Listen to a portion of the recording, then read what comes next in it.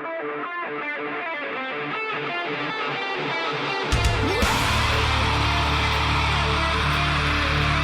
know what? Screw you. We're going to do a podcast anyway. Why do I fear that's going to be in the outtakes? It could be. Today is Monday, April 27th, 2015, and this is episode 115 of the Defensive Security Podcast. My name is Jerry Bell, and joining me tonight, as always, is Mr. Andrew Callett. Hey, Jerry. How you doing, man? Doing well. How are you?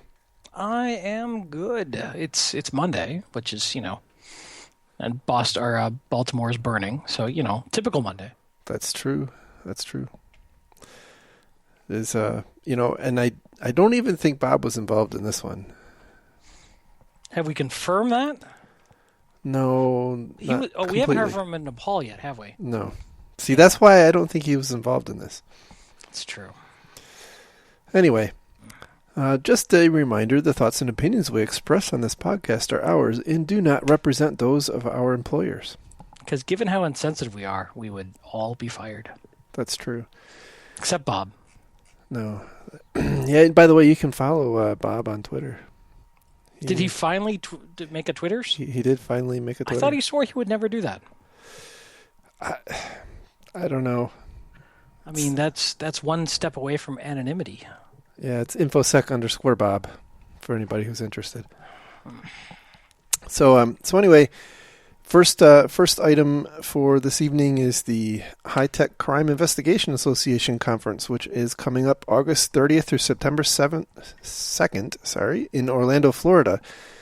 Tickets are $750.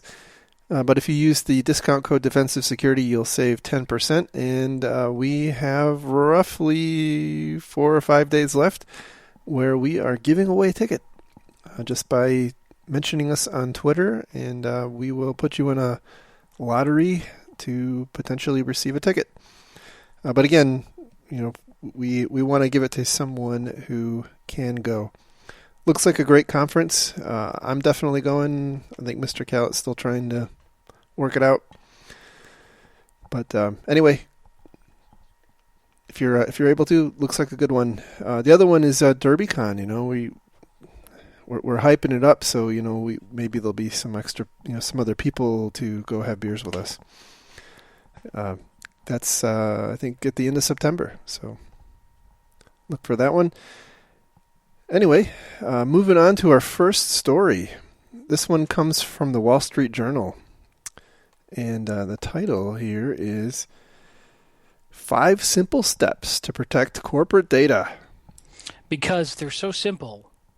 It's all you got. It's just 5. It's simple. If you just knew these 5, you'd be done.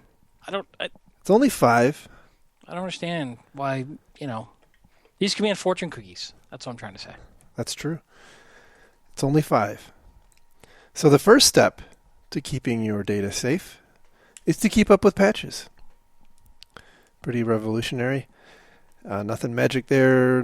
Second one is to keep your online doors closed.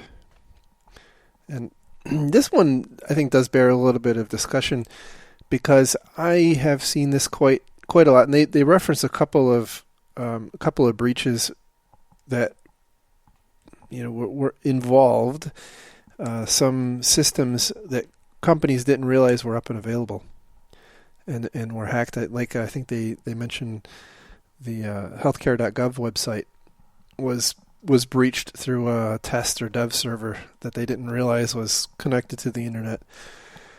Because, who does asset management? Fair enough. So keep a tight firewall policy is kind of what they're saying, huh? Absolutely. I've had this debate. Inbound and outbound. That's right. For the record. That's right. And, treat any system that shows up on your network that isn't in your inventory as suspect. It should be considered, in my view at least, in most organizations, it should be considered a potential security risk or security incident that needs to be investigated. And that'll, in my experience, that will help make sure people follow the right process. I think for a lot of companies, that's actually pretty difficult. I think A, they'd have to first have asset management. B, they'd have to have a way of detecting when new things show up. And 3, they'd have to have people to go deal with that. And Q, that's, they got bigger fish to fry. I don't disagree with you. I'm just saying that it's, Whatever. And I can't count today. I do know. Like you know. I do know. No, so one of the things I had been working on is using a SIM to reconcile against an asset management database. If you have, especially I think for potentially some smaller, more nimble organizations, I think this is a reasonable thing to go and to go look at. If you have feeds coming off of your network devices, IPSs, firewalls, and whatnot, look for traffic emanating from an IP address that's not supposed to be talking, even if it's being blocked. Go research it. No, I get your point. Your point's valid that not everybody has the ability to do that. No, it's good. I even like really tight outbound firewalls. Here's the trade-off. It's going to make your IT guys a lot busier. They need to have the cycles to do this stuff. Otherwise, their responsiveness is going to be too slow, and people will get pissed off, and they'll go do shadow IT at cloud. Yeah, that's kind of counter to the whole DevOps thing, too, isn't it? It is. So, I like it, but you've got to keep in mind the responsiveness of your organization and what they're going to demand if you're going to put up that many roadblocks. No, that's fair. I don't disagree.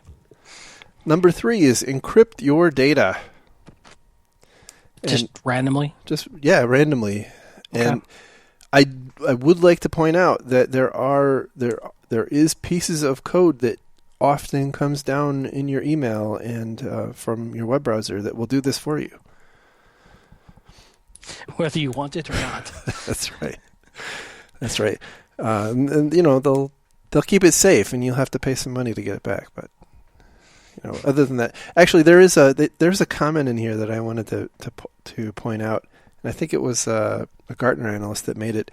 And the quote is, "You can't rely on people; you have to rely on technology." And on the one hand, I kind of understand that and agree with it, and on the other hand, I can't help but think, well, it's people that make the technology and deploy the technology in bad ways. So, for now, soon, Skynet will take over. But until we get there, true, we're stuck. So, here's my standard rant on encryption. You got to know what you're doing with encryption.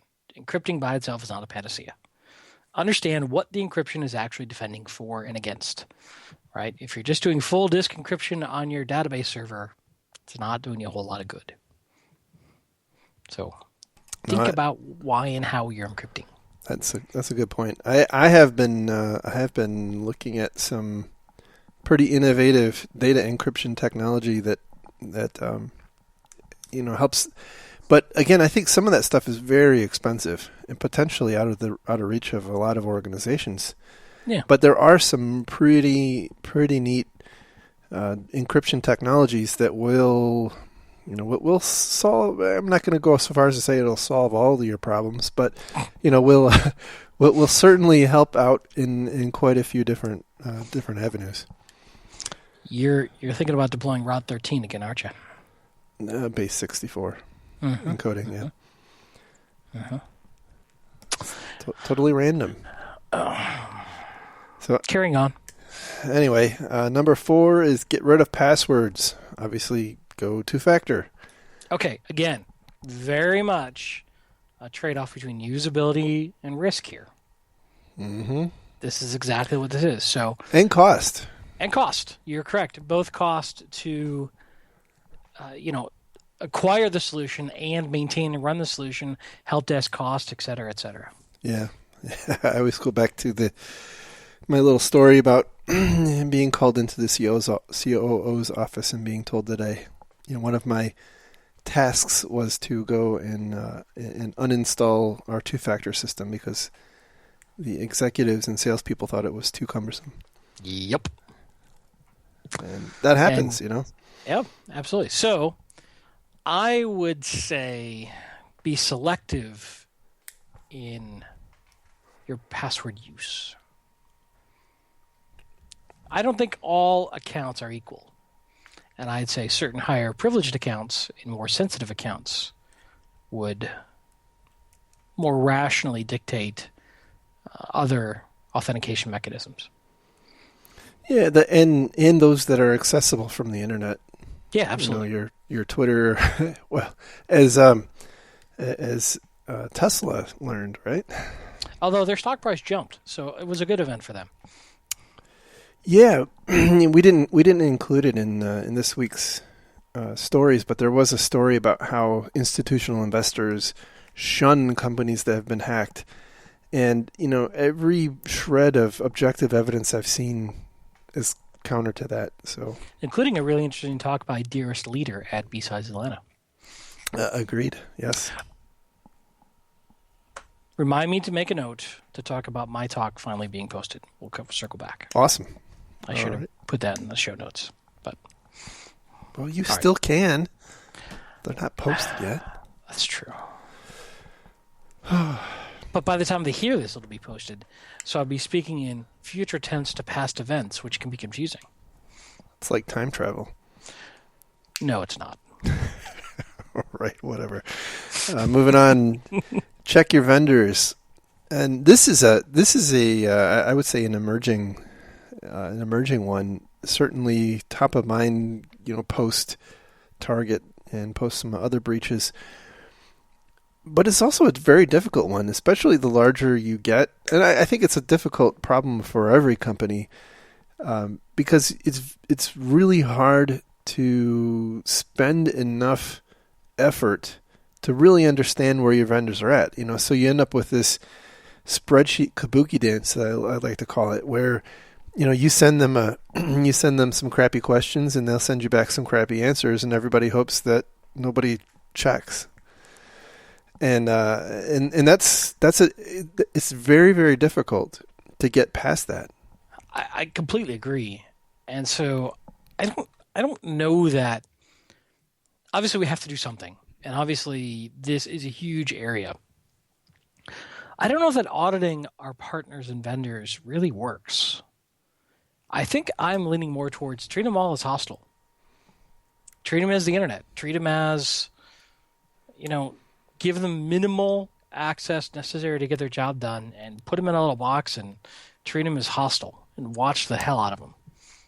But then again, that may not be always viable either. Yeah, I think that's, depending on the vendor too. And I think the other opportunity you have is to try to segment your vendors up into the kinds of access they have. What kinds of impacts could they have if things go horribly wrong? And keep in mind that if you were to talk to the IT department at Target, in 6 months before their breach, they may not have put their mechanical contractor on that list. So you really have to think through. You have to think things through, right? It's not always obvious. Yeah, perhaps war game out. Okay. If bad guys got into vendor X and they came at us over that link, what could they do?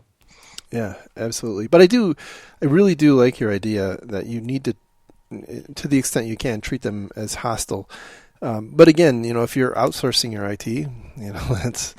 that's another huge issue. I completely agree with you, though, that auditing, especially based on written questions, is just BS. Yeah. It's a feel-good circle jerk activity. It is not valid. It's for entertainment purposes only. I like that. So they do mention in here that there are some emerging, some companies coming out to try to fill that void, like BitSight. Who, and to be honest, I don't fully understand how they do what they do, but basically what they're trying to do is sell to companies some kind of a security hygiene score of other companies. And I first came across this in the context of cyber insurance, because apparently it's becoming a thing for insurance companies to obtain this kind of intelligence on their customers, to try to figure out kind of roughly, well, what kind of risk are they? But apparently they're extending out to to just general companies who can look to see, well, okay, is my mechanical contractor completely owned by by bots or whatever. So it seems like there are some potentially innovative, but I'm sure costly solutions on the horizon. All right, so moving on to our next story, which comes from Politico, which I do think is a first on the show.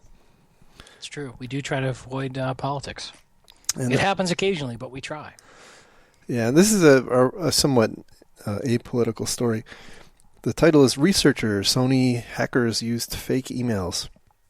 Shocking. Yeah. So the CEO of Cylance told the reporter of this article that whilst he was rooting around in the stolen pot of Sony email, he found First off, I find it entertaining that the CEO is actually still doing forensic work. I did want to kind of comment on that briefly. Yeah, well, I do wonder if it was actually him. Oh, okay. That is a fair conjecture. Carry on. Because we've both worked for companies where the CEO went out and gave that impression when it may not have been true. No. May not have been true. Not definitely was not true. It's tough when you're busy snorting coke in the office to actually do real work. Woo. Wow. Yeah, that was a long time ago.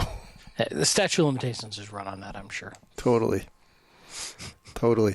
Anyway, so yeah, they apparently this company Cylance got a copy of the stolen email, started rooting around, and found quite a few, what appear to be Apple account phishes.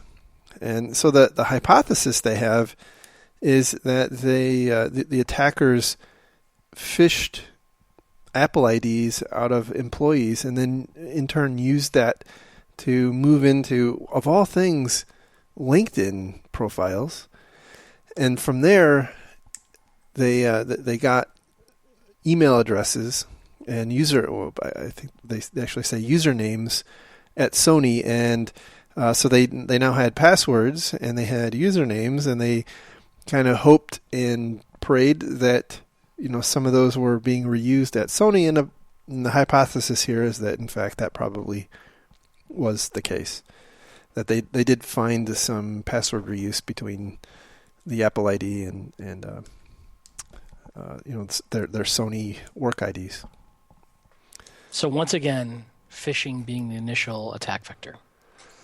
Yeah. Yep. And once again, two-factor could have helped. Clearly, right? Yeah, that's the answer to everything.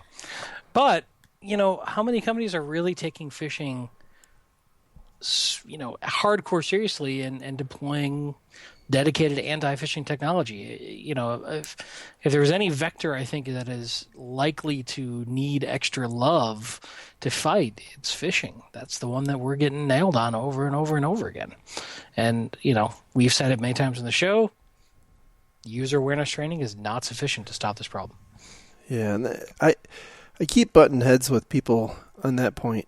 That the solution, who think that really the solution to this problem is just better training, and absolutely, I think that better training can lower your operational costs and reduce, again, as we talked about in the past, right? It can reduce the number of problems you have, but it's not going to drive it to zero.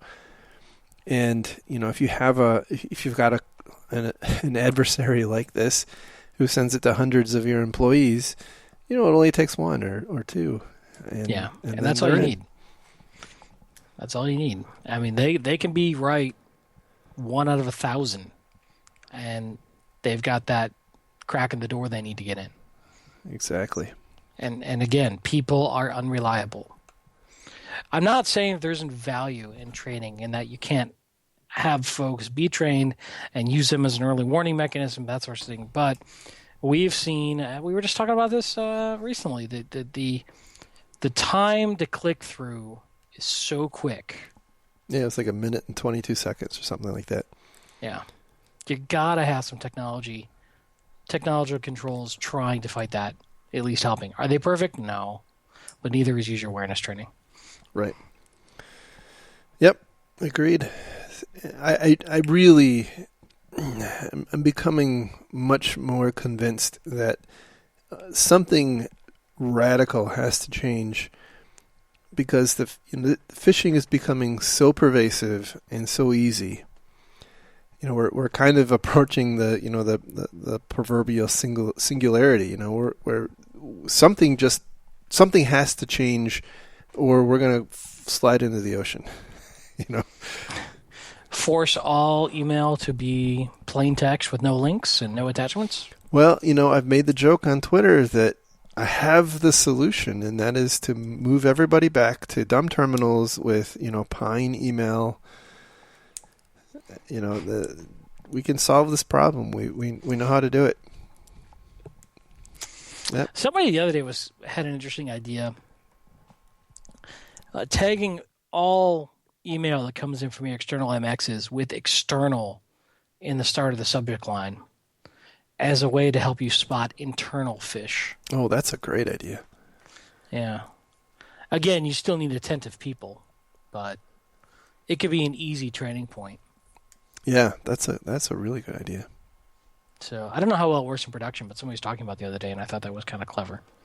Yeah, and also I would say to make sure your employees know not to pay attention to emails from their boss's personal account.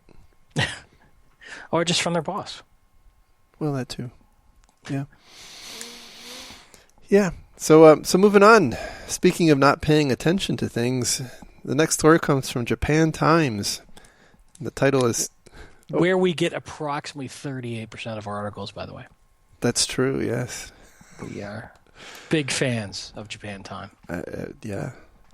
They're right up there. Right Also, right after the Huffington Post. They are your number one news source for breaking Godzilla-related news. Oh, man. See, now you did it. What? You've offended a large swath of our listener base. I don't understand anything I said that was in any way factually incorrect. So you're saying that Godzilla is at fault for TEPCO not updating 48,000 Windows XP PCs? Not at all. I'm saying Japan Times would be your breaking Godzilla news source. Okay, so you're saying if there were a Godzilla story... You say if. Yes. Japan Times would be the place to get it. Yes. I get it now. I'm sorry. I yield. You're right. Fine. Anyway. So let's talk about Windows XP. Yes. So TEPCO. TEPCO, you may remember as the company who ran the ill-fated Fukushima nuclear power plant that had a small problem after the earthquake back in 2011, and they were, of course, the subject of lots of armchair quarterbacking after that, and how they managed their operations and designed their facilities and whatnot. Apparently, and I didn't actually realize this, but apparently the Japanese government, I guess, all but took over TEPCO in the wake of that. But they apparently figured a way to save $30 million. That sounds like a good idea. How'd they do that? The way they were going to save $30 million is by keeping their fleet of 48,000 Windows XP workstations on Windows XP until 2018. Wow. Yeah. I'm not exactly sure what the significance of 2018 is. Like, I don't know if that's, they're just skipping a update cycle. Yeah, probably budget cycle. That's probably when they'll be fully depreciated or something, or however that works in Japanese tax code law. Yeah, I don't know, but yeah. Here's what, one of the things that I wanted to, one of the reasons I wanted to include this is because I'm wondering if over time we're going to see more and more of this. Well, so let's finish the story real quick, right? Sure. So the auditor basically said, you can't do that for security reasons. This was kind of the point. Yeah. They said, Well, and not any auditor. It was an auditor to go in and make sure that they're spending government money appropriately. And apparently their normal mode of operations is to go in and kind of cut spending. But instead they went in and said, holy crap, you have all these Windows XP PCs. You're being way too tight. So yeah. Quote, in the report last month, the Board of Audit warned the company not to be so stingy. Yeah. And specifically for security concerns, which is kind of, hey, that's nice to see. Hey, you got to upgrade off XP for security reasons. Right. Nice. I like it. Yeah.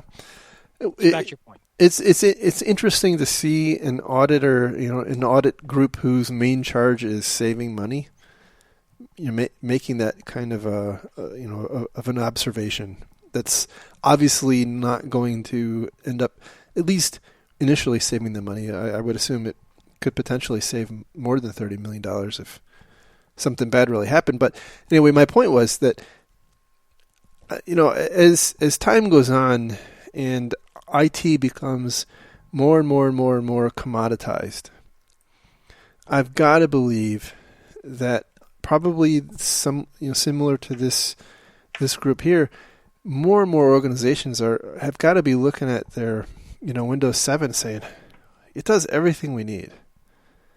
Our people know how to use it. It runs all the applications we need.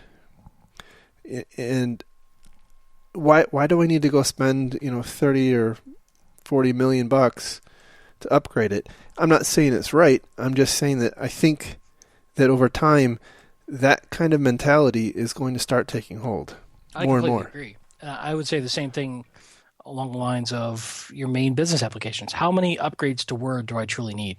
How many different ways to create a spreadsheet do I truly need? Absolutely. And at some point, that will become commoditized and stabilized. Now, the flip side, of course, is patches and support and end of life and security patches, right? So Microsoft can dictate when you need upgrade based on that alone.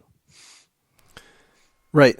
But I wonder if at some point there's going to be somebody coming along with some innovative solution that lets you, which I can't even imagine what that would be right now, to quote, protect your investment. Right. Yeah. No, I think that's a good point.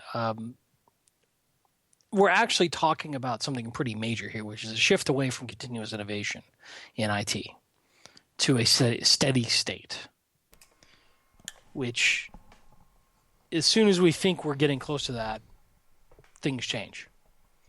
So I've predicted that a couple times and been completely wrong, that we were going to get closer to a steady state. Now, from a security standpoint, a steady state is a wonderful thing, but it doesn't, that's not what our IT economy is built upon. Yeah, I mean, software economy. Right. Microsoft doesn't make money by continuing to crap out updates to Windows XP. Right. Now, I've heard some rumor that Windows 10 may take on a bit of like a continuous update model. As opposed to big monolithic updates, lots of little mini service packs being released over time. And, kind of a la Chrome being on version 42 now kind of thing. Interesting. So, I don't know. I mean, if that makes some sense. We're kind of in a continuous deployment model then, which could cause enterprises a lot of heartache, but for the home market, it could make some sense.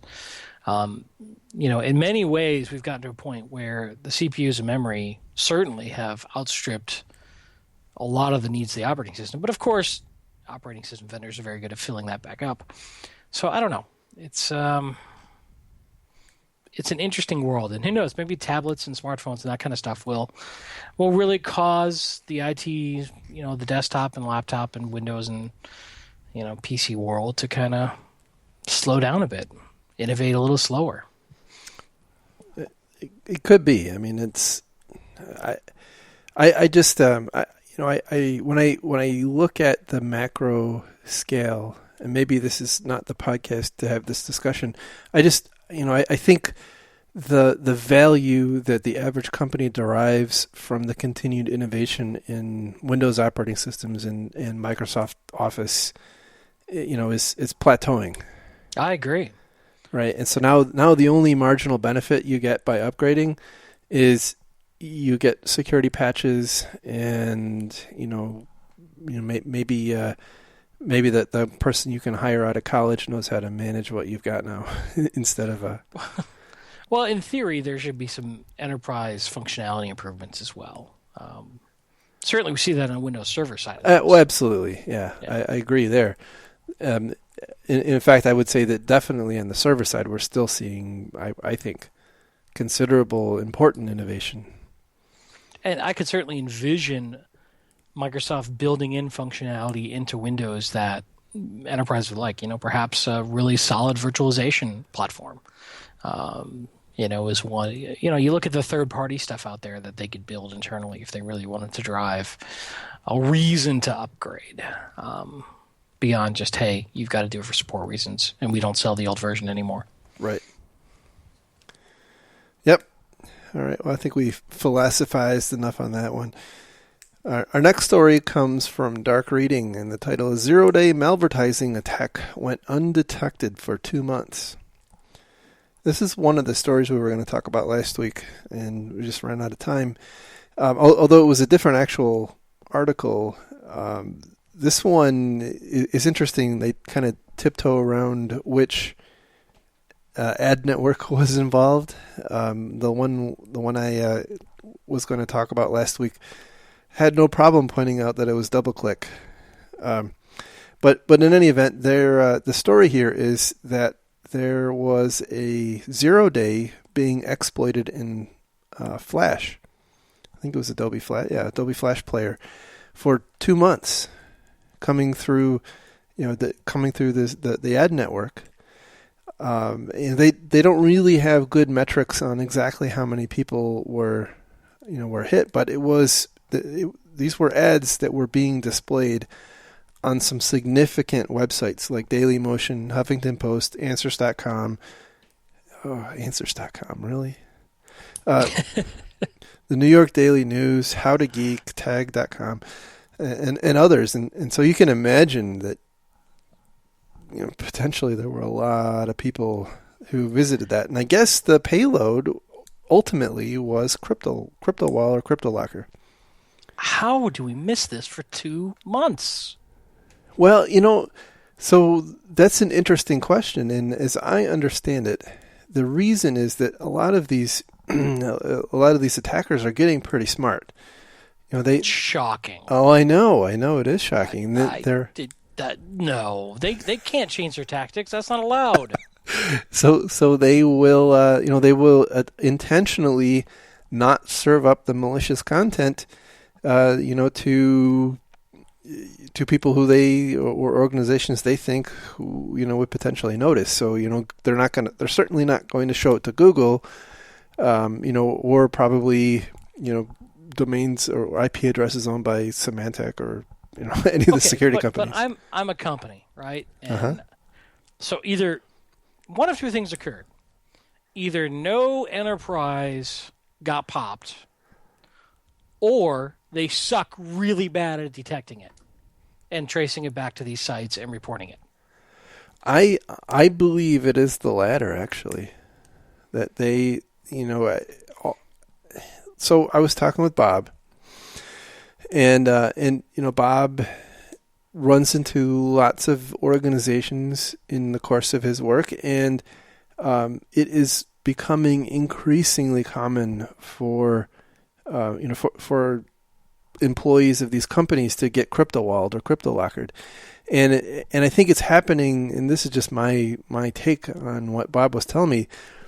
It seems like it's happening at such a rate that there's really not a lot of investigation going into it. They're not doing the root cause analysis. Yeah, it's like, oh, here's another one. Did it come in by email or by website? I don't really care. Jeez. I don't disagree with you. man, that just is such an indictment on the defensive industry. And I don't know exactly what the payload was, but no FireEye caught it. No, no other sandboxing technology caught it. Nothing. Those are really clear at saying, hey, this is bad stuff and it came from that website. Right. Or if it was and reported, was it ignored? Did we have a failure on reporting? I don't know. Right. I just, man. And the other thing that occurs to me, something we used to say a lot, is you have to assume websites are going to be hostile against your endpoints. Yeah. Even known good websites, right? So are you allowing your users to run an ad blocker in their browser? And by the way, that I like to go back to AdBlock Plus. Oh, it's true. AdBlock Plus, that is the primo ad blocking thing for Firefox. By the way, Google pays, as I understand it at least, Google pays AdBlock Plus to not be blocked. Yeah. So there you go. I think the point is that we have to get off, and hopefully most people are off of it, right? But it's not just going to porn sites and gambling sites and wear sites that are dangerous anymore. I mean, certainly those are dangerous, but if you visit the Huffington Post on the wrong day, you could end up having a rough week. And that's not a political commentary. No, exactly. I mean, we saw it with NBC.com, and this is happening all quite often, right? And it's obviously a very effective tactic because I don't know what the marginal cost of an ad, to run an ad is on Huffington Post or whatever, right? But you got to think that being able to drop even some relatively small percentage of CryptoLocker on computers is going to net you a crap load of money. That's true. And, in theory, these ad networks are doing something to vet that this isn't malware. I would love to know their stats on how often they reject things being, suspicious. Right. At the same time, why are we even allowing ads to be able to serve up anything that's executable? I get it. That's the infrastructure. Flash isn't exactly executable, but you know what I mean. Right. It's just, there's so many ways to do this better. Right. Yeah, and I mean the easy and cheap way, by the way, is to use something like certainly not AdBlock, but something like NoScript.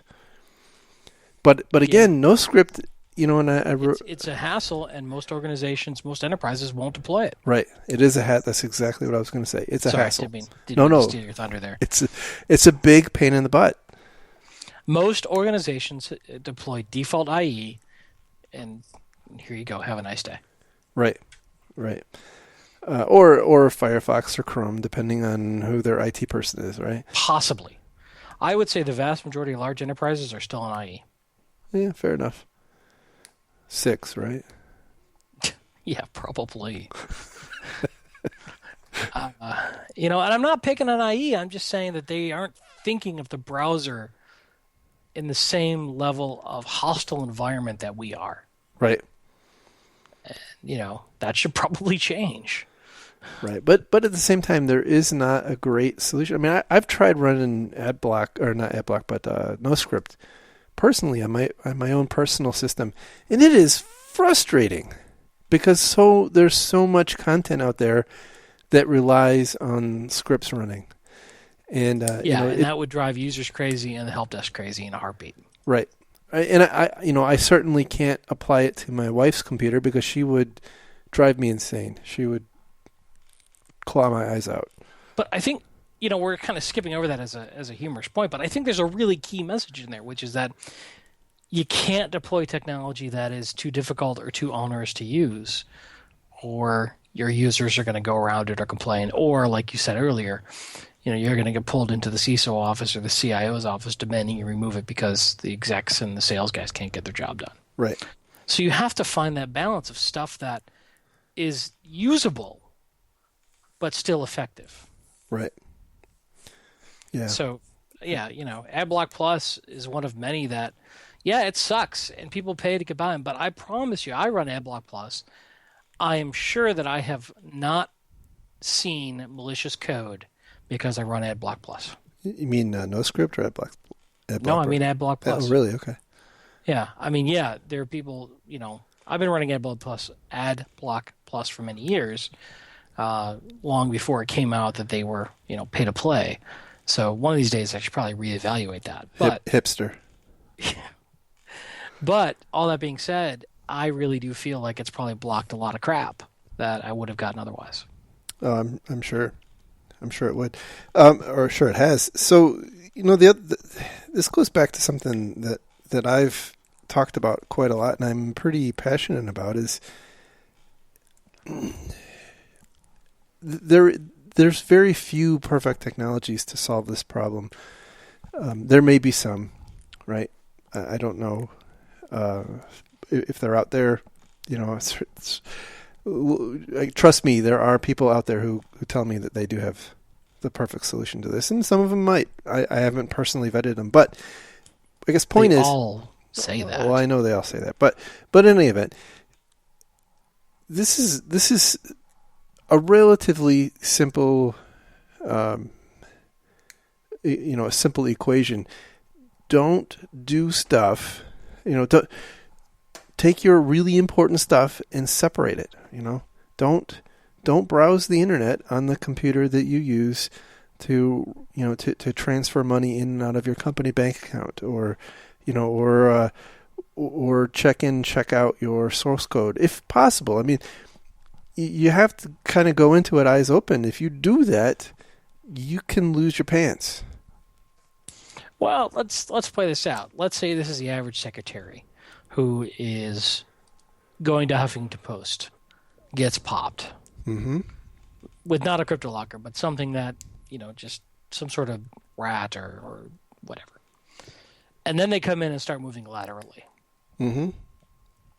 You could follow your advice and still have the bad guys get to those servers or desktops or whatever they are that are doing the sensitive things, especially if they're tied into the same AD domain. Certainly true.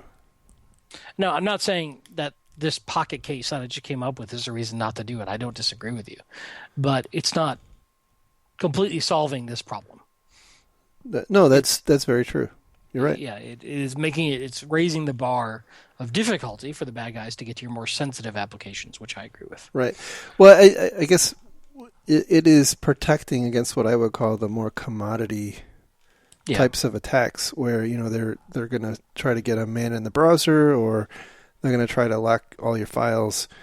I think when you start talking about the lateral movement, it's the gloves are off. Yeah. And we can always, we've been doing this a long time. We can think of any way somebody could get around something. It doesn't mean you shouldn't do it, right? Yeah, exactly. There's no perfect solution. And we as IT guys, security guys, tend to, get mystical in our, well, what if you did X, Y, Z, and then they did this, and they did this? Aha! Well, therefore, your original point was pointless. No, we're all trying to find the balance to make it more difficult. Yeah, but I mean, I've probably seen 500 or 1,000 of the commodity banking Trojan Z-bot attacks or crypto lockers for every instance where I've seen somebody come in and do lateral movement with a rat. It's just, certainly the lateral movement case is very damaging when it happens, and it's hard to protect against.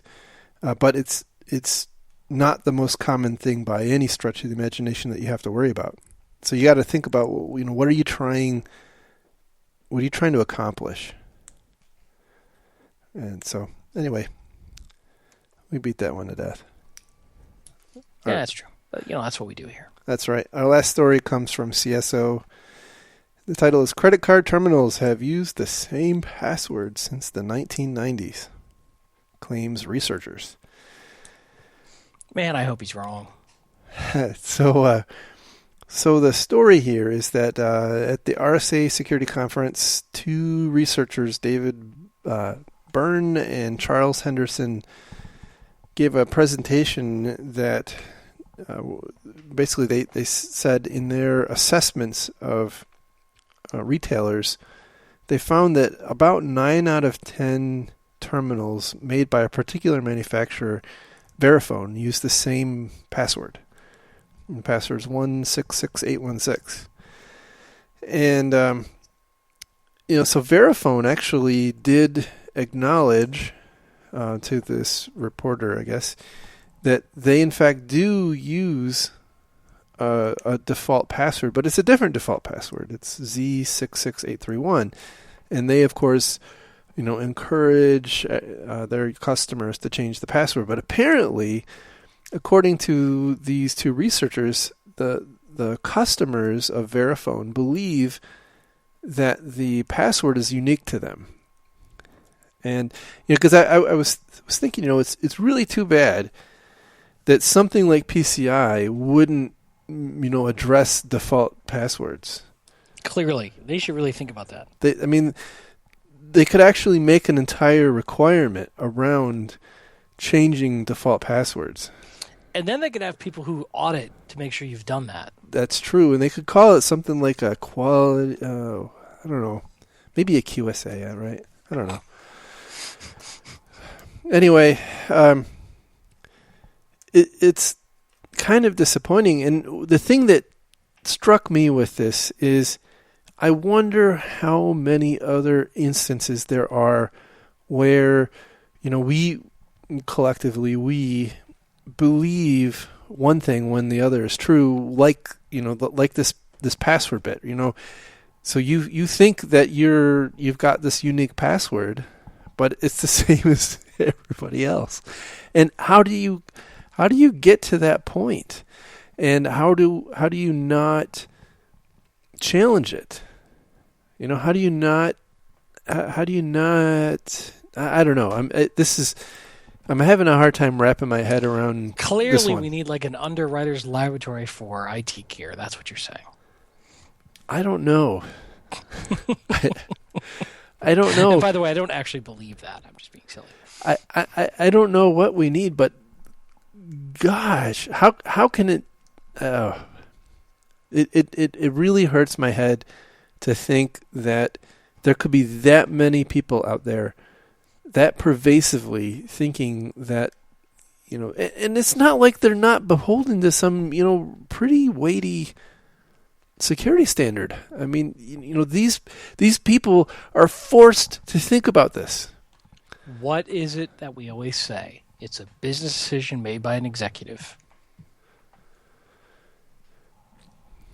But is it? Or in this case, it could have been a stupid oversight that nobody realized aside from the engineer who made it. Over and over and over again. And that's what kills me.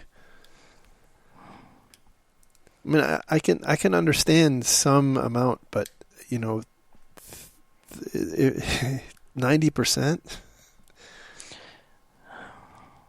I guess kind of what I'm driving at too is that we can look at something and go, that was absolutely asinine. And it is. But as we've said over and over on this show, there are times when executives are making decisions based on what they think is in the best interest of the company. Yeah. And may choose to accept a risk that the rest of us will look at and go, are you crazy? And that's fair, but I feel like this isn't one of those cases where there's You're probably right. a risk. You're probably right. I mean, to me, this seems like the lesson to me is we need to challenge assumptions more often than we do, maybe. Yeah. If the assumption is that, Verifone came by and dropped off a POS terminal and they gave us the password, not to assume that it's a unique password to us. I get that, but if you're the guy trying to get the POS terminals deployed and you've got 30 to get done today, and then security shows up and says, hey, we want to check some stuff out, and now it gets in the way of getting your business done, and yeah, I don't disagree with you, but look at again, as we say over and over again, what are the incentives involved? Yep. Obviously you're right. Obviously you're right. No, either you have a business that puts a priority on risk mitigation and security auditing and controls, and you've trained and built the business expectations around, we're going to have to do this stuff, so build it into your timelines. Mm-hmm. Or, as is often the case, productivity and revenue comes first, and security is just running along next to the cart trying to see what's in it. Right. And I think that's more likely the case. Yeah. Or they looked at it once early on and vetted it for whatever, and then after they said, yeah, it's fine, go buy it, they never looked at it again. Mm-hmm. Right. And then there's the QSAs. Yeah. And then there's the QSAs. How do we end up here with this? They trusted the vendor. They've audited 1,000 times, so they just grabbed that section of pre-built audit findings for that vendor's version X and throw it in the document. I mean, but it just seems like one of those easy things to check for, doesn't it? Yeah. I mean, maybe what we're discovering is PCI is not perfect. Okay, fair enough. So yeah, great. So changing topics.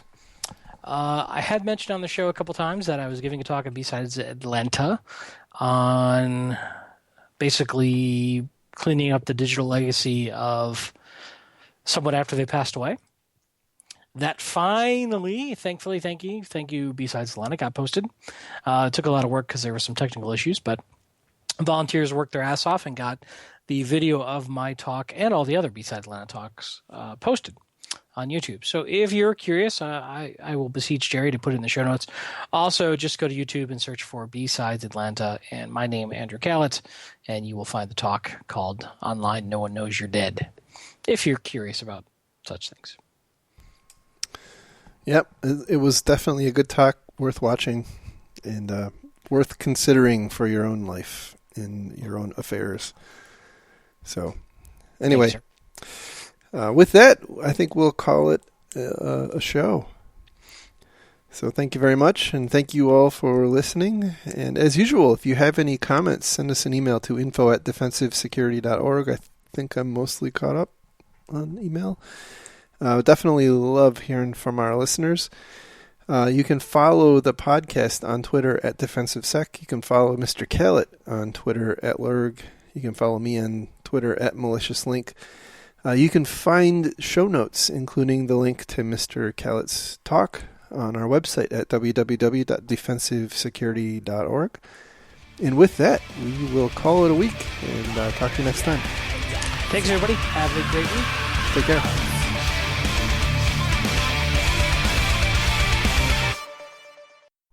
Bye-bye. Bye-bye now. Bye-bye. Bye-bye. Bye-bye. Bye-bye. Bye-bye. Bye-bye. Bye-bye. Bye-bye.